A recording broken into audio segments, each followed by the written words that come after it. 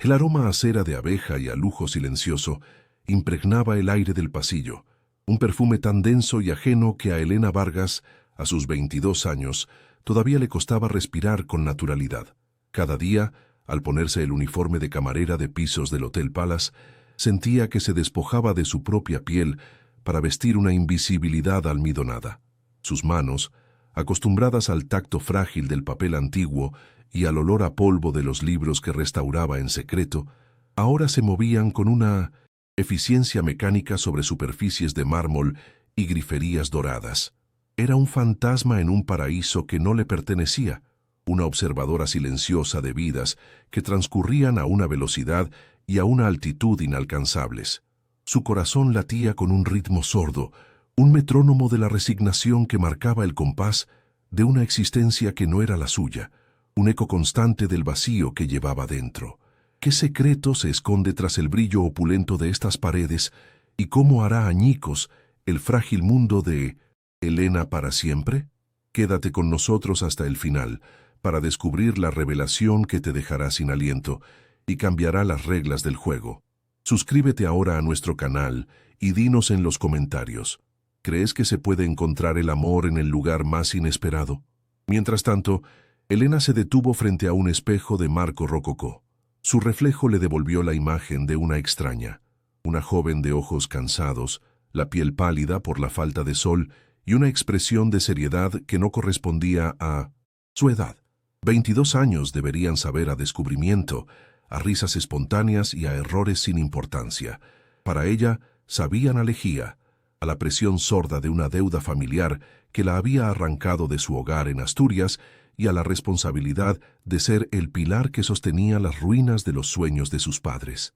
En la minúscula habitación que tenía alquilada en Lavapiés, lejos del esplendor fingido del hotel, residía su verdadero yo. Allí, sobre una pequeña mesa de trabajo, aguardaban sus tesoros, libros desmembrados con lomos rotos y páginas amarillentas que suplicaban una segunda oportunidad. El olor a cola de encuadernar y a cuero viejo era su único perfume, el tacto delicado de una página de vitela, su caricia más íntima. Era en ese ritual de paciencia y devoción donde Elena se sentía completa, donde sus manos no solo limpiaban, sino que creaban, sanaban, devolvían la vida. Restaurar aquellos volúmenes era su forma de rebelarse contra un mundo de usar y tirar, un acto de fe en la permanencia, en la belleza que sobrevive al tiempo y al abandono. Era el único espacio donde sentía que su existencia tenía un propósito real y tangible. Cada euro que ganaba, cada billete cuidadosamente guardado en un sobre al final del mes, tenía un destino grabado a fuego: el pueblo, la casa familiar que se ahogaba bajo el peso de una hipoteca impagable, las llamadas de su madre, con su voz falsamente alegre que no lograba ocultar el temblor de la preocupación, eran pequeños puñales que se le clavaban en el alma. Escuchaba la enfermedad avanzando en su tono, el orgullo herido de su padre en sus silencios. Por ello soportaba la humillación silenciosa de recoger las sobras de los ricos, de limpiar las huellas de una felicidad que le parecía obscena en su derroche. El hotel, con su opulencia desmedida, no era un lugar de trabajo, era un recordatorio constante de la injusticia, un monumento al abismo que la separaba no ya de la riqueza, sino de una simple vida sin miedo. En ese universo de transacciones y superficialidad, su virginidad se había convertido en su último bastión, en el único territorio que no estaba en venta. No era el resultado de un trauma ni de una creencia religiosa impuesta, sino una elección consciente, una coraza forjada con la timidez de quien teme ser tratada como un objeto más. Se guardaba a sí misma con el mismo celo con el que protegía sus libros más preciados, esperando un amor que no fuera un contrato, una conexión que no estuviera basada en el interés o la conveniencia. Era su acto de rebeldía silenciosa, la promesa de que aunque su tiempo y su energía estuvieran hipotecados, su alma y su cuerpo le pertenecían exclusivamente a ella, a la espera de alguien que supiera leer las historias escritas en sus silencios, más allá de la cubierta de su uniforme. Al caer la noche, cuando las luces de Madrid dibujaban una promesa de vida y emoción tras los ventanales de las suites, Elena sentía el peso de su soledad con una intensidad casi física. Apoyaba la frente en el cristal frío, observando el río de coches y personas, cada uno con su destino, su historia de amor o desamor, su drama o su comedia. Ella era una isla, separada de esa corriente vital por un mar de obligaciones y miedos. El vacío en su pecho se expandía, un agujero negro que amenazaba con devorar la poca esperanza que le quedaba. Anhelaba algo que ni siquiera sabía nombrar, una mirada que la viera de verdad, una mano que no quisiera tomar, sino sostener, una razón para creer que su vida podría ser algo más que una larga y silenciosa expiación de las deudas de otros. Terminó su turno en la cuarta planta y consultó la hoja de servicio. La última tarea del día, la suite presidencial. Un huésped nuevo, un nombre que no le sonaba de nada, Damián Castellanos. Un escalofrío inexplicable recorrió su espalda mientras empujaba el carrito por el pasillo alfombrado. Un silencio más denso y pesado de lo habitual parecía emanar de aquella puerta al final del corredor. Tuvo la extraña sensación de caminar hacia un punto de no retorno, como si el simple acto de girar aquel pomo dorado fuera a desatar una tormenta que llevaba demasiado tiempo gestándose en la quietud de su vida. El aire se sentía cargado, eléctrico, como los instantes previos a que el cielo se rompa. No sabía por qué, pero supo con una certeza absoluta que nada volvería a ser igual después de cruzar ese umbral. La puerta de la suite presidencial se cerró a su espalda con un clic suave y, definitivo, un sonido que la devolvió bruscamente a su propia realidad. El pasillo dorado se disolvió en la memoria mientras descendía en el ascensor de servicio, un cubículo metálico que olía a productos de limpieza y a cansancio acumulado.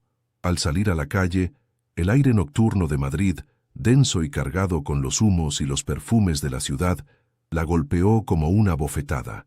Dejó atrás el silencio pulcro y artificial del hotel para sumergirse en el caos vibrante y ruidoso de lavapiés. Cada paso quedaba sobre las aceras irregulares, entre el bullicio de los bares y el murmullo de 1000 idiomas distintos. Era un paso que la alejaba de la fantasía y la hundía más en la crudeza de su vida. Una existencia marcada por el contraste violento entre la opulencia que servía y la precariedad que habitaba. Su piso era un refugio y una celda al mismo tiempo. Un cuarto interior en una cuarta planta sin ascensor, cuyas paredes finas dejaban pasar los ecos de las vidas ajenas. La televisión del vecino, el llanto de un bebé, una discusión en un idioma que no entendía. El espacio era mínimo, apenas un catre, una pequeña mesa y una silla desvencijada. Pero en un rincón, bajo la luz amarillenta de un flexo, se encontraba su universo. Allí, las herramientas de encuadernación reposaban en un orden casi sagrado, junto a prensas en miniatura y pliegos de papel japonés. El olor a cola de conejo y a cuero viejo se imponía sobre el aroma a fritanga que subía del patio, creando una atmósfera única que era solo suya. Era en ese pequeño altar donde Elena se despojaba del uniforme de la invisibilidad y se convertía en una artesana, una sanadora de historias olvidadas. Antes de entregarse a sus libros, cumplía con el ritual que daba sentido a todo su sacrificio. Sobre la mesa de madera, extendía los billetes que había conseguido guardar esa semana, alisando sus arrugas con un cuidado reverencial.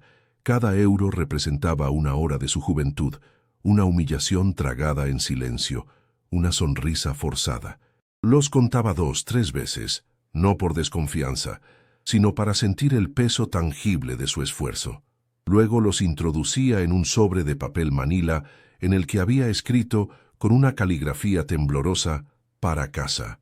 El acto de cerrar el sobre era como sellar un pacto de sangre, una promesa renovada a 2 personas que esperaban a cientos de kilómetros de distancia, ignorantes del precio real que su hija estaba pagando por su tranquilidad. La llamada de su madre llegaba siempre los domingos por la noche, puntual como una sentencia. La voz de ella, quebrada por la enfermedad y un optimismo forzado, intentaba sonar alegre, preguntando por nimiedades, por el tiempo en Madrid, por si comía bien. Pero Elena podía oír lo que no se decía: el miedo, la dependencia, la culpa. «¿Y qué tal, hija? ¿No conoces a nadie? un buen chico, trabajador, que te cuide. Una mujer no debe estar sola. Cada palabra era una pequeña piedra añadida a la carga que ya soportaba. Sentía la presión de cumplir con el guión que la tradición había escrito para ella, un guión que incluía un matrimonio como única vía de salvación y respetabilidad, una idea que se le antojaba una forma más de servidumbre, un contrato para el que no tenía el corazón dispuesto. Después, su madre le pasaba el teléfono a su padre. La conversación con él era un abismo de silencios. Un «¿Cómo estás, pa?» de Elena era respondido con un «bien» tirando de él. No había más palabras, pero en esa ausencia de sonido, ella escuchaba el estruendo de su orgullo herido, la vergüenza de un hombre que había fracasado y que ahora veía a su única hija sacrificarse para enmendar sus errores. El peso de su silencio era más opresivo que cualquier reproche. Era el motor que la impulsaba a seguir limpiando las huellas de otros, a soportar la condescendencia de los ricos, a renunciar a sus propios sueños. Lo hacía para devolverle a su padre la dignidad que la deuda le había arrebatado, aunque en el proceso estuviera perdiendo la suya, propia. A veces en la quietud de la noche, cerraba los ojos y el olor a asfalto y contaminación era reemplazado por el aroma a tierra húmeda y a salitre. Se veía a sí misma de niña, corriendo por los prados verdes de Asturias, con el viento del Cantábrico enredándole el pelo. Recordaba la sensación de libertad, la inmensidad del horizonte, un mundo donde las únicas deudas eran los juegos que le debía a sus amigos. Esa memoria era su único lujo, un paraíso perdido que alimentaba su determinación. Luchaba por salvar la casa familiar, ese ancla física a su pasado, pero en el fondo sabía que luchaba por algo más intangible, la posibilidad, por remota que fuera, de volver a sentir que pertenecía a un lugar, que su vida no era solo una carrera interminable para mantenerse a flote en un mar ajeno. La soledad en Madrid era una entidad física, una presencia constante en su pequeño cuarto. No tenía amigos. Las jornadas maratonianas en el hotel y las horas dedicadas a sus libros no dejaban espacio para la vida social. Sus compañeras de trabajo eran eso, compañeras, mujeres atrapadas en sus propias urgencias, con las que intercambiaba frases corteses y quejas sobre el encargado. Observaba la vida bullir a su alrededor desde la distancia, como si viera una película en un idioma extranjero. Veía a jóvenes de su edad reír en las terrazas, a parejas pasear de la mano por las callejuelas, y sentía una punzada de anhelo tan aguda que le cortaba la respiración. Estaba rodeada de millones de almas, pero la suya vagaba por un desierto de indiferencia y anonimato. La expectativa de un matrimonio, sugerida por su madre, se convertía en sus peores pesadillas en una jaula. No era solo la presión familiar, sino una condena social que parecía perseguir a las mujeres de su condición. Un marido era visto como un proveedor, un salvador. Para Elena, era la renuncia definitiva. Significaba entregar la única propiedad que le quedaba, su propio ser, a cambio de una seguridad que le parecía una ilusión. Por eso custodiaba su virginidad con la fiereza de una leona. No era por pudor o por miedo, sino por un acto de pura rebeldía. Era la declaración silenciosa de que, aunque el mundo pudiera comprar su tiempo y su trabajo, su cuerpo y su alma no estaban en venta. Eran el último territorio virgen en un mapa lleno de deudas y obligaciones. Apoyada en el alféizar de su única ventana, que daba a un patio interior lleno de ropa tendida y el eco de vidas ajenas, Elena sentía el peso del mundo sobre sus hombros. La ciudad, con sus promesas de oportunidades y de vida, se le antojaba un monstruo insaciable que devoraba su juventud a cambio de un puñado de billetes. Sentía que sus manos, hechas para el arte delicado de la restauración, se estaban volviendo ásperas y ajenas. Se preguntaba si algún día podría escapar de ese ciclo, si alguna vez su vida sería definida por sus pasiones y no por sus deudas. La esperanza era un hilo cada vez más fino, a punto de romperse, y la sensación de estar atrapada era tan real como los barrotes invisibles que la rodeaban, construidos con amor, deber y desesperación. El sonido del despertador a las 5 de la mañana era la señal para comenzar de nuevo, ponerse el uniforme Era un acto de resignación. La tela almidonada se sentía como una segunda piel, una que ocultaba sus cicatrices internas y sus sueños rotos. Mientras caminaba por las calles aún dormidas hacia la boca del metro, sentía que se dirigía de nuevo al campo de batalla. El Hotel Palace, con su lujo deslumbrante, ya no era solo un lugar de trabajo. Era el escenario de su lucha silenciosa, el símbolo de la distancia insalvable entre la vida que tenía y la vida que anhelaba. Cada día era una repetición del anterior, un ejercicio de resistencia contra la desesperanza. No sabía que ese día la rutina estaba a punto de hacerse añicos y que la puerta de la suite presidencial se abriría a un destino que nunca habría podido imaginar.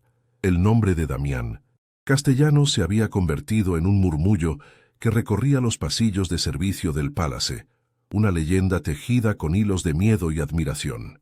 Lo llamaban el Demoledor, un fantasma corporativo que aparecía de la nada, devoraba empresas con una eficiencia quirúrgica y desaparecía dejando tras de sí solo las ruinas de los sueños de otros.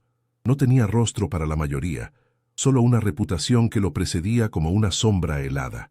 Ocupaba la suite presidencial desde hacía una semana, y sus órdenes eran tan precisas y escasas como su contacto con el personal.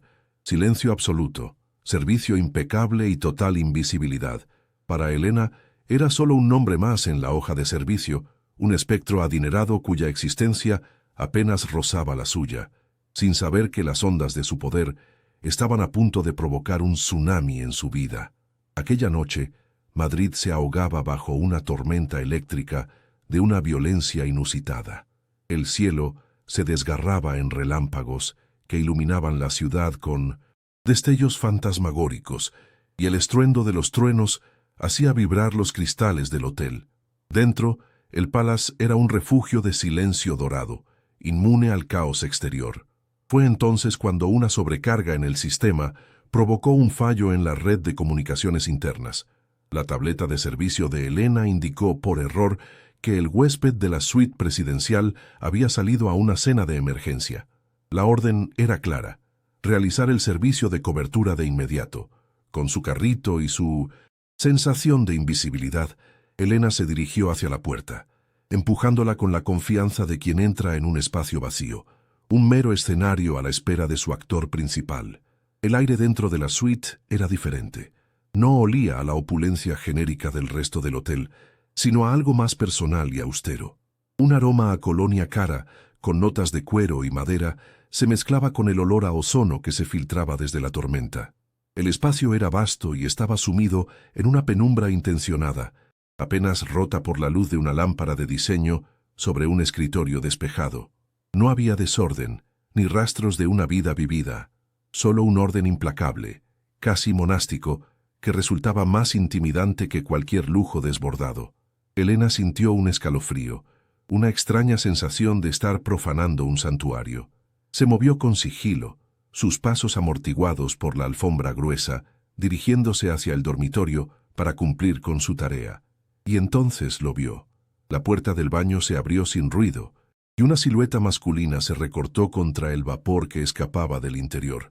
Elena se quedó petrificada, con la mano a medio camino de doblar la esquina del edredón.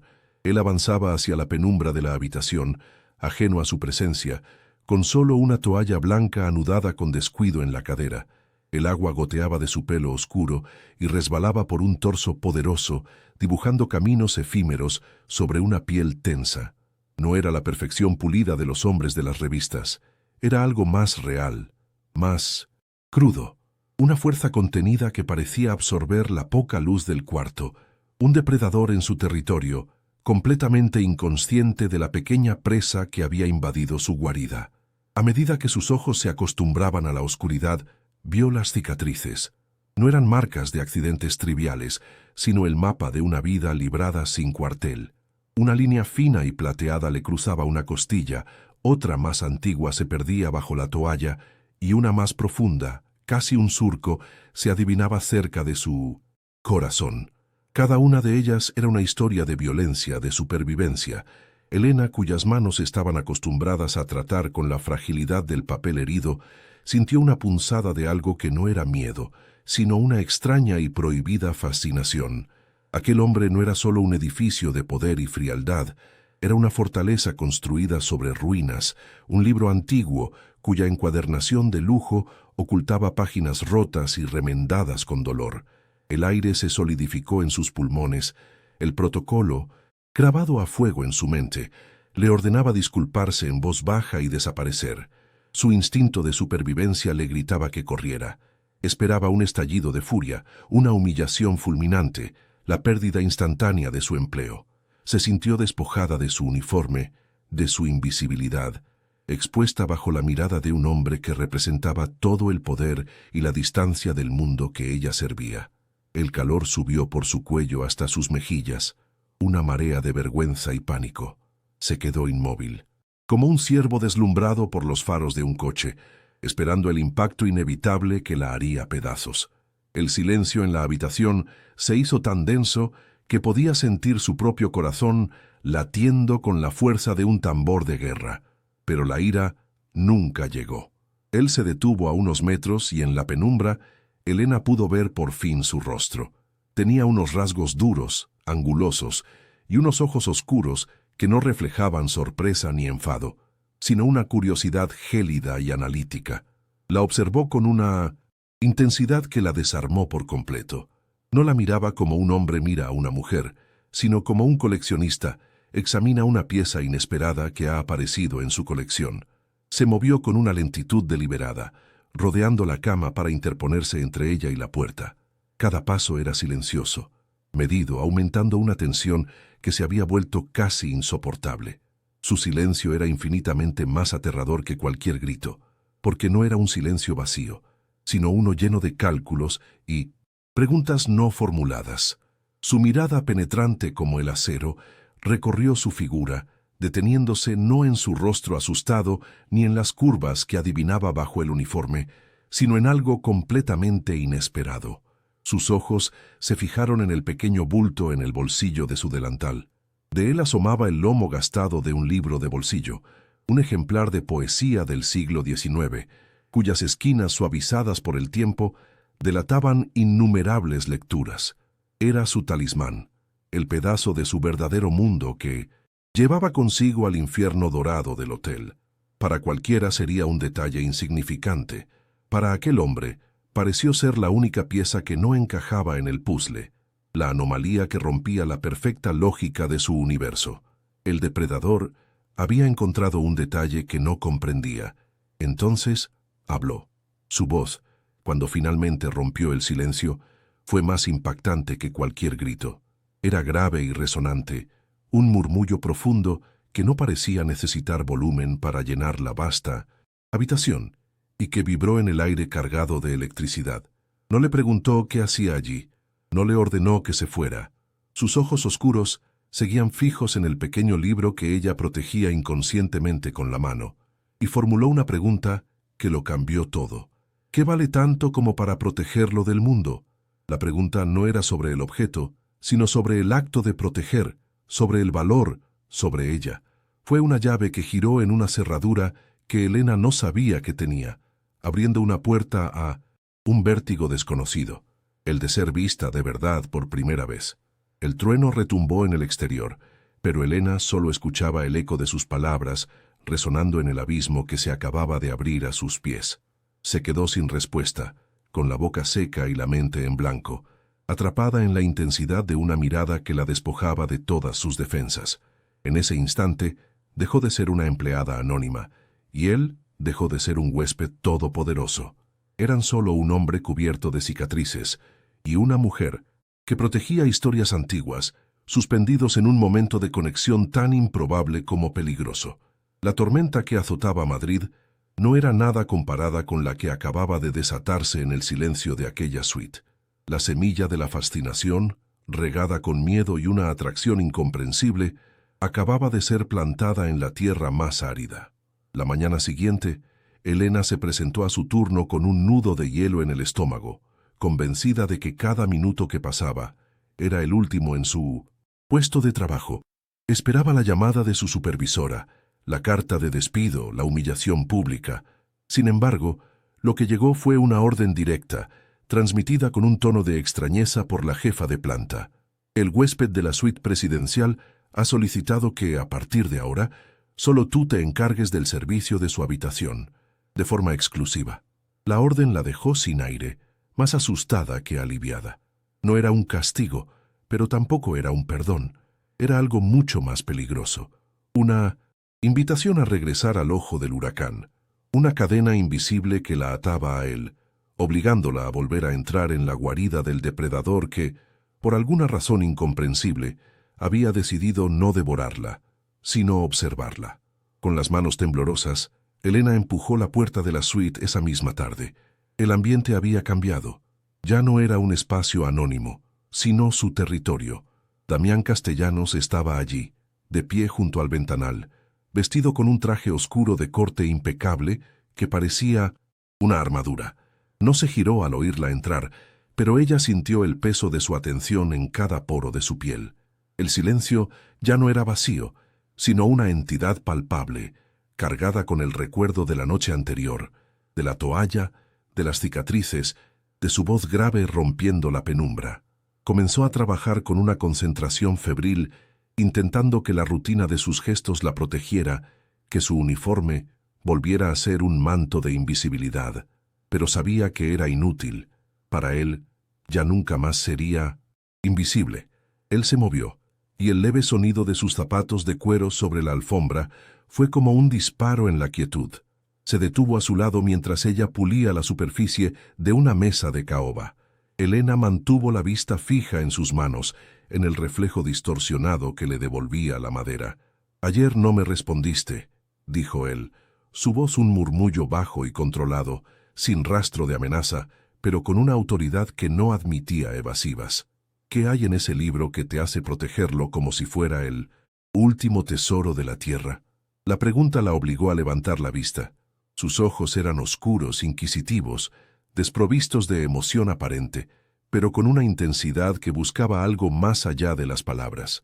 Buscaba una fisura en su armadura, una verdad que ella misma apenas se atrevía a nombrar. «Son solo poemas», susurró ella, su propia voz sonando extraña, frágil, palabras de alguien que ya no está. «Me recuerdan que la belleza puede sobrevivir al tiempo». La respuesta pareció sorprenderlo. Un casi imperceptible arqueo de sus cejas fue la única reacción. Él esperaba una respuesta simple, quizás sentimental, pero no una reflexión sobre la permanencia. Elena sintió que había revelado demasiado, que le había entregado una pequeña pieza de su alma a un hombre que probablemente la pisotearía sin pensarlo. Se sintió vulnerable, expuesta bajo esa mirada analítica que parecía capaz de desmantelarla pieza por pieza. El deseo de huir luchaba contra una extraña y peligrosa necesidad de quedarse, de ver qué sucedería si, por una vez en su vida, alguien la miraba y no veía solo a una camarera. Así comenzó un extraño y silencioso ritual. Cada día, Elena entraba en la suite y él estaba allí, trabajando en su escritorio, leyendo informes o simplemente observando la ciudad desde su atalaya de cristal. Rara vez hablaban, pero su presencia lo llenaba todo. A veces, él le hacía preguntas inesperadas, como dardos lanzados con precisión quirúrgica. «¿De dónde vienes?» «¿A qué le tienes miedo? ¿Qué harías si no tuvieras que trabajar aquí?» Cada pregunta era una excavación, un intento de cartografiar su mundo interior. Y ella, a su pesar, respondía con una honestidad desarmante, como si él tuviera el poder de arrancarle verdades que ni ella misma se había formulado. Se estaba convirtiendo en su confesora, y él en el oscuro espejo donde se reflejaban sus anhelos más profundos. Una tarde, al entrar, encontró sobre la mesita de noche un pequeño volumen encuadernado en piel. No era un libro cualquiera, era una primera edición de los poemas que ella llevaba siempre consigo, un objeto cuyo valor superaba con creces su salario anual. No había ninguna nota, no era un regalo, porque los regalos implican una relación que ellos no tenían. Era una prueba, un movimiento en una partida de ajedrez cuyas reglas ella desconocía. Era una demostración de poder. Sé lo que valoras y puedo comprarlo.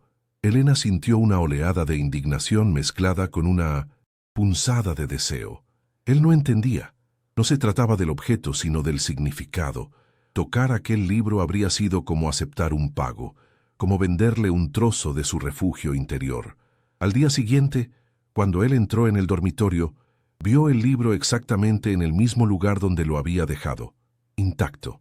Elena estaba terminando de hacer la cama, dándole la espalda, pero sintió el momento exacto en que sus ojos se posaron en el volumen ignorado.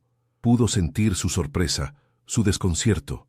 Por primera vez, se había encontrado con algo que su dinero no podía comprar y su poder no podía someter: la integridad de una joven que no tenía nada que perder, porque, en realidad, nunca había tenido nada. Ese pequeño acto de resistencia silenciosa cambió el equilibrio de poder entre ellos. Ya no era solo el millonario y la camarera, era un hombre acostumbrado a poseerlo todo frente a una mujer que se negaba a ser poseída. La tensión entre ellos se espesó, adquiriendo una cualidad física, casi eléctrica. El aire de la suite crepitaba cada vez que sus caminos se cruzaban. Un día, mientras ella limpiaba el polvo de una estantería, él se acercó por detrás para coger un documento. Su pecho rozó su espalda, un contacto tan breve que podría haber sido accidental, pero que incendió cada terminación nerviosa del cuerpo de Elena. Se quedó sin aliento, sintiendo el calor de su cuerpo a través de la fina tela de su uniforme, el aroma de su colonia envolviéndola como una caricia prohibida. Él se detuvo un instante más de lo necesario, y ella supo con una certeza aterradora que el contacto no había sido casual. Era una pregunta formulada sin palabras, una invitación a un territorio del que no habría retorno. El dilema se instaló en su corazón como un veneno lento.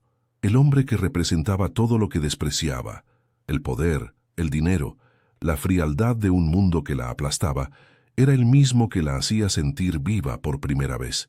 El deseo, una fuerza que había mantenido a raya durante años, se despertaba con una violencia que la aterrorizaba. Pensaba en sus manos, en su voz, en la vulnerabilidad que había creído ver en sus ojos.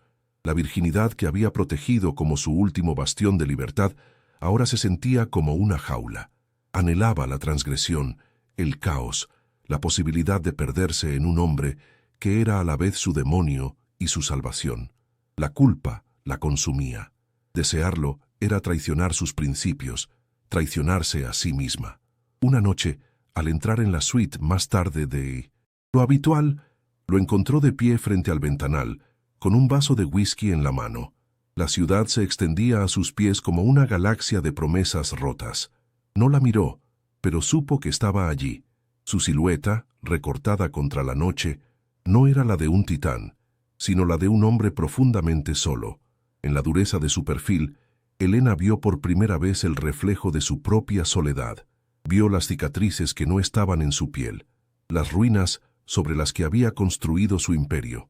En ese momento, no vio a Damián Castellanos, el demoledor.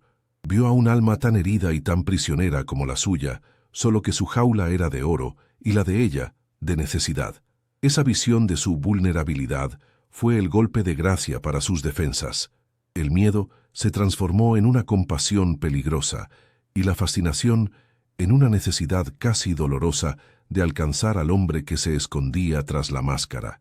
Empezó a fantasear con la idea de que ella podía ser la única capaz de sanarlo, de restaurar las páginas rotas de su historia, igual que hacía con sus libros. Era una idea arrogante, ingenua y terriblemente seductora. Se estaba enamorando no del millonario, sino del náufrago que veía en sus ojos. Y ese amor, nacido de la compasión, era mucho más potente y destructivo que cualquier simple atracción física, porque le hacía sentir que ceder a su deseo no era una derrota, sino un acto de salvación, tanto para él como para ella. El punto de no retorno llegó una noche de jueves. Damián había sido llamado a una reunión de última hora, algo inusual en su metódica rutina.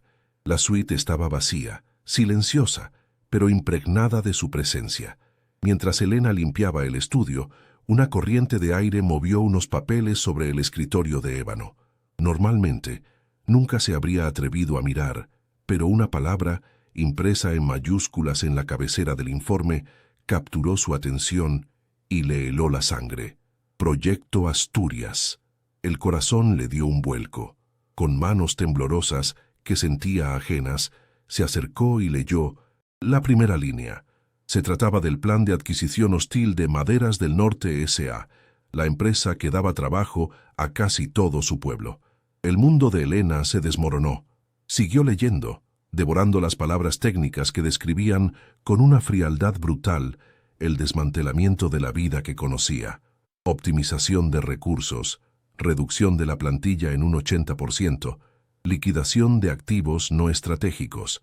Y entonces, en un anexo, vio la lista de deudores locales cuya garantía estaba vinculada a la empresa.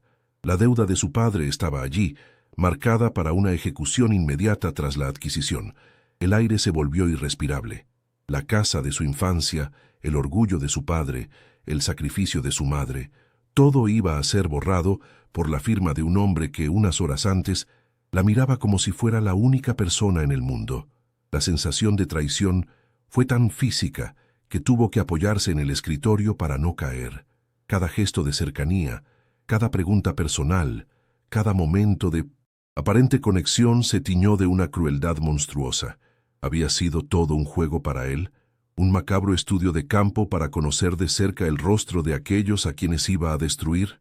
La ternura que había empezado a sentir por él se convirtió en ceniza, en un sabor amargo a humillación y a rabia. El hombre herido que había creído ver era, en realidad, un verdugo que afilaba el hacha mientras le sonreía a su víctima. Se sintió estúpida, ingenua, una pieza insignificante en su tablero de poder y destrucción. Ahora, el dilema ya no era una cuestión de deseo contra virtud, sino de supervivencia contra aniquilación. En sus manos tenía la información que podría, quizás, salvar a su pueblo. Podía filtrar los documentos, advertir a los sindicatos, desatar un escándalo que frenara la operación. Pero para ello tendría que traicionar al hombre que, a pesar de todo, había despertado su corazón dormido. Tendría que usar la intimidad que él le había concedido como un arma contra él. Se convertiría en alguien como él, una persona que utiliza la confianza para destruir.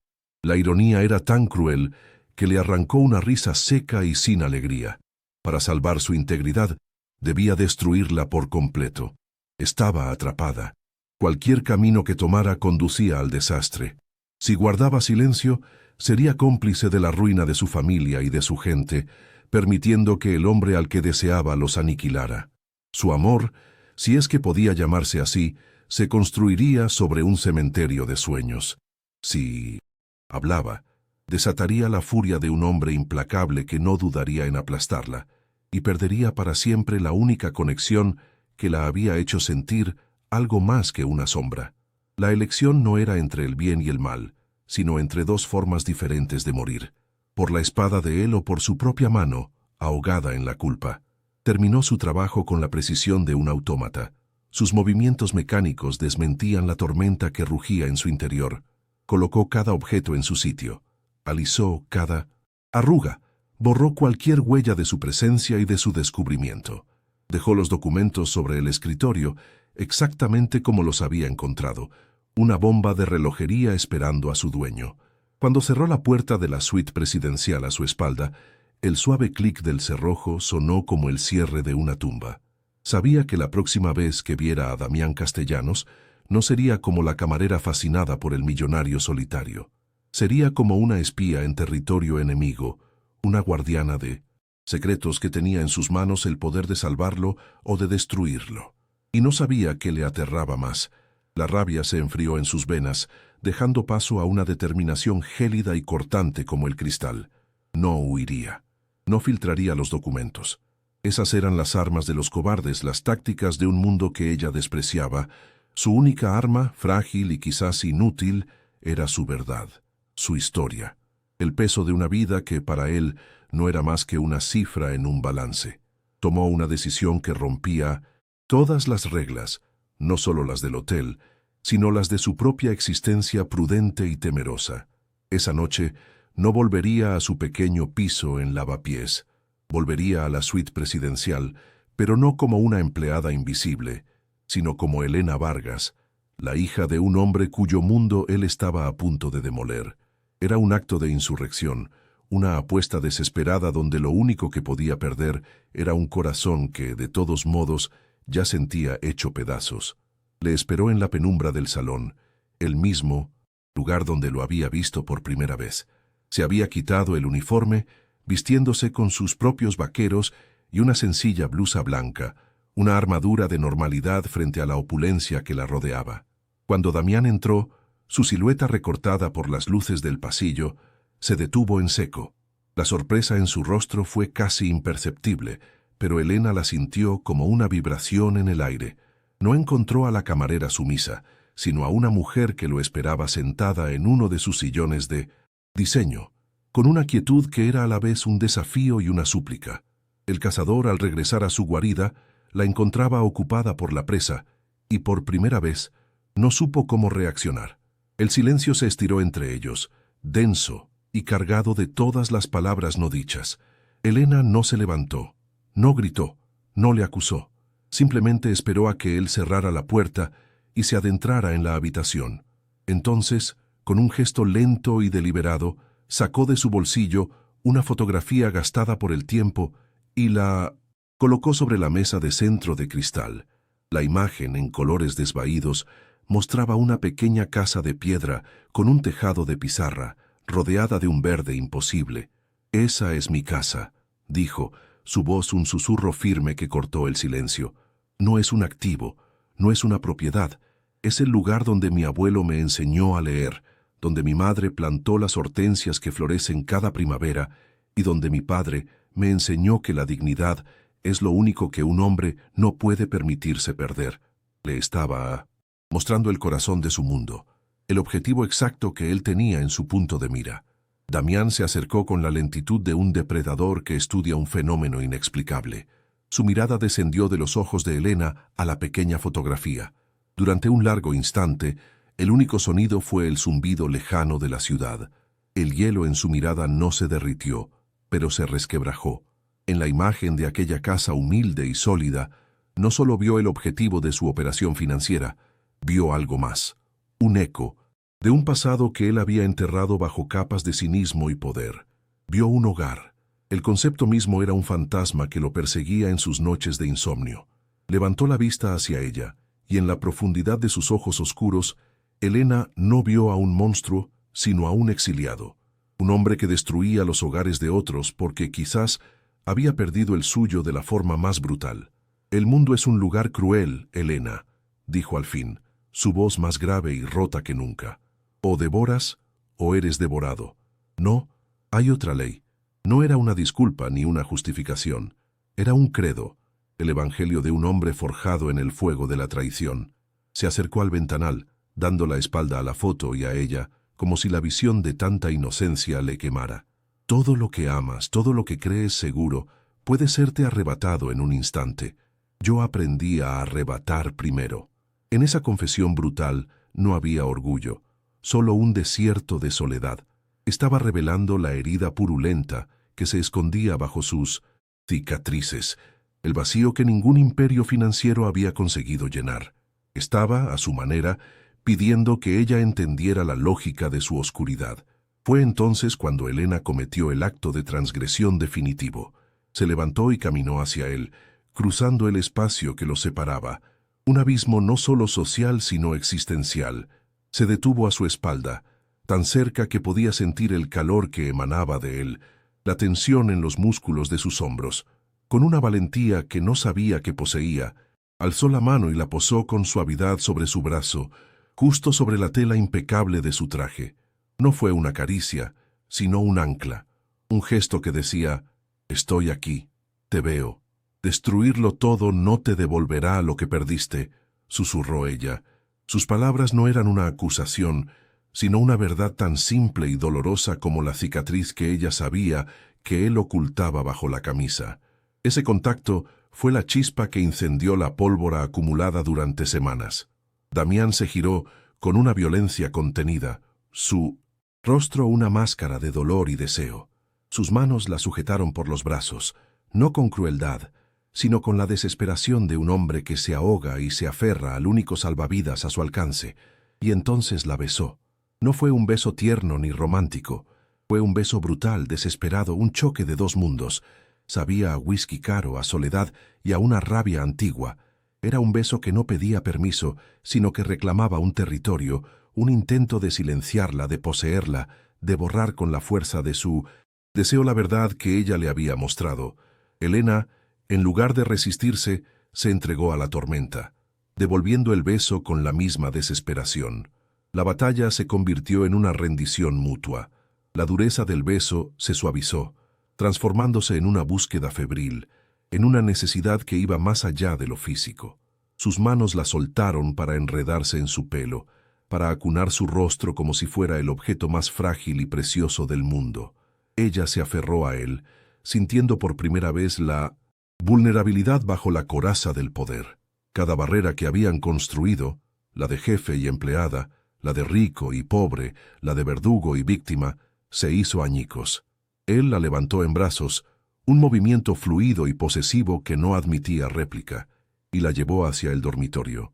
Para Elena, entregar su virginidad en ese momento no fue una derrota, sino el único lenguaje que le quedaba para responder a la herida que él le había mostrado. No fue una unión de cuerpos, sino una colisión de soledades. En 1900, la penumbra de la habitación, bajo las sábanas de hilo egipcio, se despojaron de todo. Sus dedos inexpertos trazaron el mapa de las cicatrices en su espalda, leyendo las historias de batallas pasadas que él nunca contaría con palabras. Él la tocó con una reverencia inesperada, descubriendo su inocencia no como una conquista, sino como un milagro aterrador. Fue un acto cargado de una tristeza profunda, una mezcla de dolor y placer, de ruina y redención. Él, el demoledor, se sentía restaurado por el toque de la única persona que había visto las ruinas en su interior. Y ella, la restauradora, se dejó romper, encontrando en esa fractura una extraña y dolorosa forma de plenitud. Cuando el primer y tímido rayo del amanecer se filtró por los ventanales, los encontró enredados en un silencio nuevo. Ya no era un silencio tenso o expectante, sino uno frágil, cargado con el peso de lo que había sucedido. Damián la sostenía contra su pecho, su brazo rodeándola con una posesividad protectora que parecía tan extraña en él como natural. Había cruzado una línea de la que no había retorno, entregándole a ella la única llave que existía para acceder a su fortaleza, su vulnerabilidad. Y Elena, al entregarle el último bastión de su integridad, había descubierto que el verdadero poder no residía en la resistencia, sino en la capacidad de entregarse por completo. El problema seguía existiendo, la amenaza sobre su mundo seguía intacta, pero ellos ya no eran los mismos. Eran dos náufragos, aferrados a la misma tabla en mitad de un océano en llamas. El amanecer se deslizó en la suite presidencial como un intruso silencioso, su luz pálida y gris despojando a la noche de sus secretos y a los objetos de su intimidad. Elena despertó sola. El calor del cuerpo de Damián había sido reemplazado por el frío impecable de las sábanas de hilo, y el silencio en la habitación era tan vasto y absoluto que le pareció oír el eco de su propia traición. Se sentó en la cama, abrazando sus rodillas, sintiendo su cuerpo como un territorio extranjero, marcado por una experiencia que la había fracturado y rehecho en una sola noche. No había nota, ni rastro de él, solo el orden implacable de un lujo que ahora la acusaba. La ausencia de Damián era más elocuente que cualquier palabra, una confirmación brutal de que para él, la demolición de su mundo interior podría haber sido solo un impulso pasajero, mientras que para ella había sido el epicentro de un terremoto que lo había derribado todo. Vestirse fue un acto de una torpeza dolorosa. Su ropa, tirada en el suelo junto a la cama, parecía pertenecer a otra persona, a la chica ingenua que había entrado en esa habitación la noche anterior. Cada gesto, abrocharse los vaqueros, ponerse la blusa, era un intento desesperado por reconstruir una armadura que ya no existía. El camino de vuelta por los pasillos dorados, ahora desiertos en la quietud de la mañana, fue una marcha de la vergüenza. El ascensor de servicio, con su olor a desinfectante y a vidas anónimas, la devolvió a su realidad con una crueldad nauseabunda. Al salir a la calle, el aire frío de Madrid la golpeó, y la ciudad, con su indiferencia ruidosa, le pareció un monstruo de hormigón y asfalto. La intimidad febril de la noche no había borrado ni una sola palabra del informe que sentenciaba a su pueblo. No había salvado nada. Simplemente se había acostado con su verdugo. Lejos de allí, en una oficina de cristal con vistas a la arteria financiera de la ciudad, Damián Castellanos contemplaba el mismo informe sobre su escritorio de ébano. Proyecto Asturias. Las cifras, las proyecciones de beneficios, los planes de liquidación, todo lo que antes constituía su único lenguaje, ahora le resultaba extrañamente mudo. No veía los números, veía el rostro de Elena en la penumbra, la curva de su espalda bajo sus manos, la forma en que su nombre había sonado como un susurro roto en la oscuridad. Por primera vez en 15 años, una operación financiera se había contaminado con el virus de la emoción. La lógica fría y perfecta, que era su única religión, se veía amenazada por una variable que no podía cuantificar ni controlar. Un torrente de furia lo recorrió, una ira dirigida hacia ella por haberlo hecho vulnerable y hacia sí mismo por haberlo permitido. Necesitaba recuperar el control, demostrarse que ella era insignificante, que aquella noche había sido solo una fisura sin importancia en su fortaleza. Al llegar a su minúsculo piso en Lavapiés, Elena se sintió asfixiada por el olor a cola de encuadernar y a papel viejo. Sus libros, sus tesoros, la miraban desde la mesa de trabajo como testigos mudos de su caída. No dudó. Sabía que no podía volver al Palace, no podía volver a ponerse el uniforme de la invisibilidad después de haber sido vista de una forma tan absoluta. Con una calma que la sorprendió a sí misma, cogió el teléfono. Su voz fue un hilo monótono y sin inflexiones, al comunicar a su supervisora su renuncia con efecto inmediato. No dio explicaciones, no las tenía. Colgó el auricular y sintió como si acabara de cortar el último cabo que la ataba a ese mundo de apariencias doradas. Era un acto de amputación, un intento desesperado de salvar lo que quedaba de sí misma, aunque la herida sangrara profusamente y supiera que la gangrena de la memoria ya estaba dentro. La llamada a su madre fue la parte más difícil, una tortura tejida con mentiras piadosas. Le dijo que había encontrado una oportunidad mejor, algo relacionado con la restauración, una excusa tan frágil que se deshacía mientras la pronunciaba. La voz de su madre, llena de una preocupación que no lograba ocultar, fue una lluvia de preguntas que eran como pequeñas agujas clavándose en su conciencia. «¿Pero estás bien, hija? ¿Ha pasado algo?» El hotel era un trabajo seguro. Su inquietud, nacida del amor y del miedo, se convirtió en otra capa de culpa que se adhería a su piel. No podía confesarles la verdad, no podía decirles que se había entregado al hombre que tenía el poder de arrebatarles hasta el último ladrillo de su hogar. La mentira la aisló por completo, encerrándola en una celda de silencio y vergüenza. Esa noche, Damián regresó a la suite presidencial esperando una confrontación. Se había preparado para las lágrimas, para los reproches, para una escena dramática que le permitiera reafirmar su poder y ponerla en su sitio. En cambio, encontró un silencio absoluto y una limpieza impersonal. La cama estaba hecha, las superficies brillaban, pero el aire estaba vacío. Su presencia había sido borrada por completo. Con una calma peligrosa que precedía a sus peores tormentas, llamó a recepción. «¿Dónde está la camarera asignada a esta suite?» La respuesta fue un dato administrativo frío y definitivo. «La señorita Vargas ha presentado su dimisión esta mañana, señor». La noticia lo golpeó con la fuerza de un puñetazo en el estómago. No se había quedado a negociar, ni a suplicar. Simplemente había desaparecido. Su ausencia era un juicio, un acto de rechazo tan absoluto que dejaba un vacío que ni todo su poder podía llenar. Con una pequeña maleta que contenía su vida entera, sus herramientas, un par de libros y la ropa de una joven que ya no existía, Elena subió a un autobús con destino a Asturias. El viaje fue una larga penitencia a través de paisajes que se sucedían tras la ventanilla sin que ella los viera. Se sentía vacía, culpable. Había traicionado a su familia al intimar con su enemigo y se había traicionado a sí misma al entregar el último bastión de su identidad. Sin embargo, bajo las capas de dolor y arrepentimiento, una minúscula brasa comenzó a arder. Una nueva fuerza, nacida de la transgresión, había entrado en la guarida del lobo, le había mirado a los ojos, y aunque había salido herida, no se había roto. Había elegido marcharse. Esa pequeña constatación fue la primera roca firme en un mar de incertidumbre. En su jaula dorada sobre el cielo de Madrid, Damián experimentó una soledad tan densa y palpable que casi podía tocarla. La suite, antes un símbolo de su éxito y su aislamiento autoimpuesto, se había convertido en una cámara de eco de la ausencia de Elena. Cada rincón le recordaba a ella. El sillón donde la había esperado, el ventanal frente al que la había besado. Intentó sumergirse en el trabajo, en la fría certeza de los números, pero el rostro de ella se superponía a los gráficos y a las cláusulas del contrato. Había creído que poseerla sería una forma de neutralizarla, de reducirla a una variable controlable en su ecuación de poder.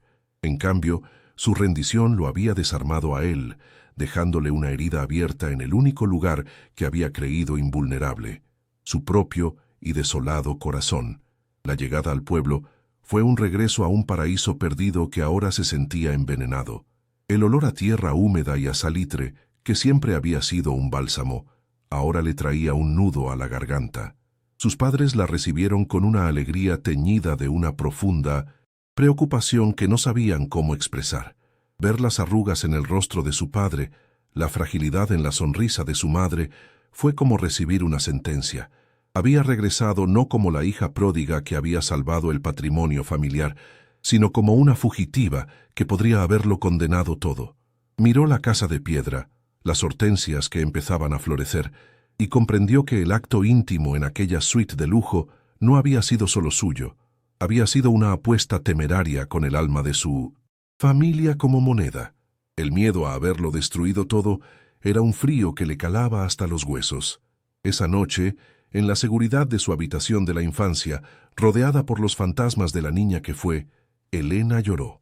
Lloró por su inocencia perdida, por su trabajo, por la traición a sus padres y a sí misma. Pero cuando las lágrimas se secaron, una nueva determinación se había forjado en el fuego de su dolor. No sería una víctima pasiva. No esperaría el golpe de gracia de Damián. La mujer que había vuelto de Madrid ya no era la misma. El miedo seguía ahí, pero ahora estaba mezclado con una rabia silenciosa y una lucidez afilada. Había visto al hombre tras la máscara de poder, había sentido la textura de sus cicatrices, y ese conocimiento, se dio cuenta, era un arma. Puede que hubiera perdido su virginidad y su paz, pero había encontrado su voz. El alejamiento no era una rendición. Era el momento de reagrupar sus fuerzas para la verdadera batalla que estaba a punto de comenzar. Las semanas se deslizaron con la lentitud de la marea en la costa asturiana, cada día un pequeño acto de reconstrucción. Elena no se limitó a esperar el desastre, lo combatió con las únicas armas que poseía. Por las mañanas, ayudaba en la cofradía de pescadores, organizando papeles y escuchando las historias de hombres curtidos por el salitre, cuyas vidas pendían de un hilo corporativo. Por las tardes, en el pequeño taller de su abuelo, el olor a cuero y a cola volvía a ser su refugio. Restauraba los libros de la biblioteca del pueblo, devolviendo la vida a historias que otros habían dado por muertas. Era su forma de rezar, un acto de fe en la permanencia. Cada lomo que cosía, cada página que reforzaba, era un desafío silencioso lanzado a través de la distancia, un mensaje para el hombre que demolía mundos. Aquí, las cosas se reparan. Aquí, nada se tira. La noticia no llegó como un estruendo, sino como un murmullo que se convirtió en un clamor. Una mañana, el titular del periódico local, impreso en una tinta negra y audaz, lo gritaba desde el mostrador de la panadería: «Inversor anónimo retira la OPA hostil sobre maderas del norte». El corazón de Elena se detuvo y luego comenzó a latir con una violencia que le robó el aliento. Un escalofrío recorrió su espalda, una certeza tan absoluta y aterradora como un relámpago en un cielo despejado. No había sido un milagro económico ni una maniobra del mercado. Había sido él, Damián. En el silencio de su imperio de cristal, había tomado una decisión que contradecía su propia naturaleza, que dinamitaba los cimientos de su leyenda. No sabía si era un acto de piedad, de cálculo o de algo mucho más peligroso, pero sintió el peso de esa elección como si fuera una deuda de sangre. 2 días después, un coche negro brillante como la obsidiana y completamente ajeno al paisaje de piedra y musgo, se deslizó por las calles estrechas del pueblo como un depredador fuera de su hábitat. Se detuvo no frente a su casa, sino al final del camino, con el motor en un silencio casi reverencial. Elena lo vio desde la ventana de su taller, y el mundo se encogió hasta quedar reducido a esa mancha oscura contra el verde intenso de los prados. Era él. No necesitaba verlo para saberlo. Su presencia era una alteración en la atmósfera, una nota discordante en la sinfonía tranquila de su tierra. No salió a su encuentro.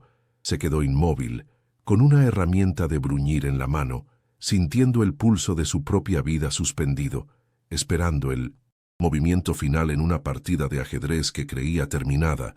No hubo una llamada a la puerta.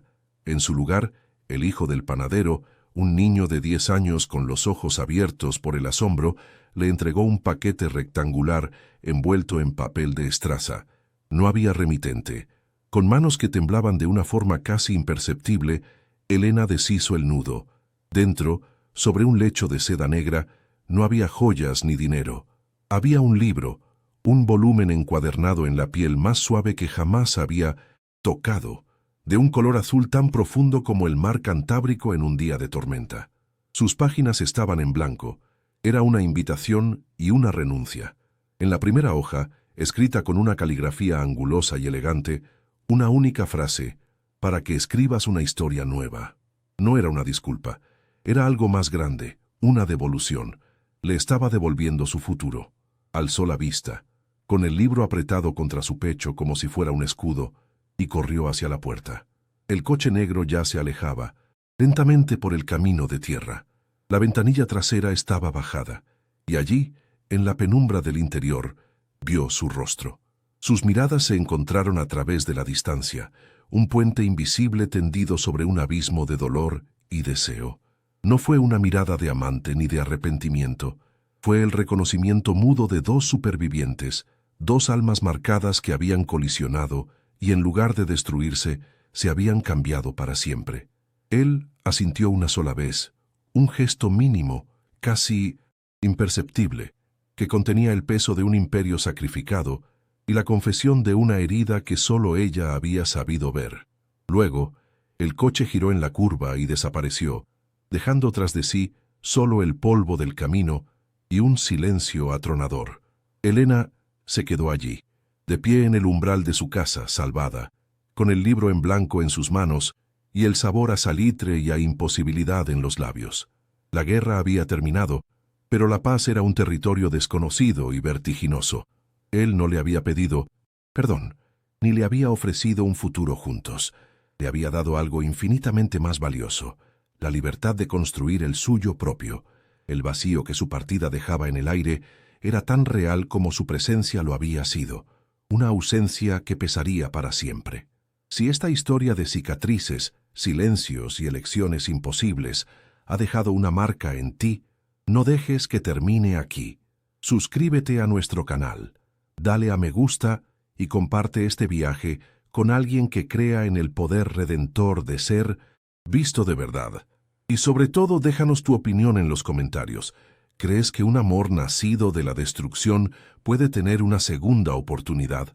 Tu voz es la que nos inspira a seguir contando historias que importan.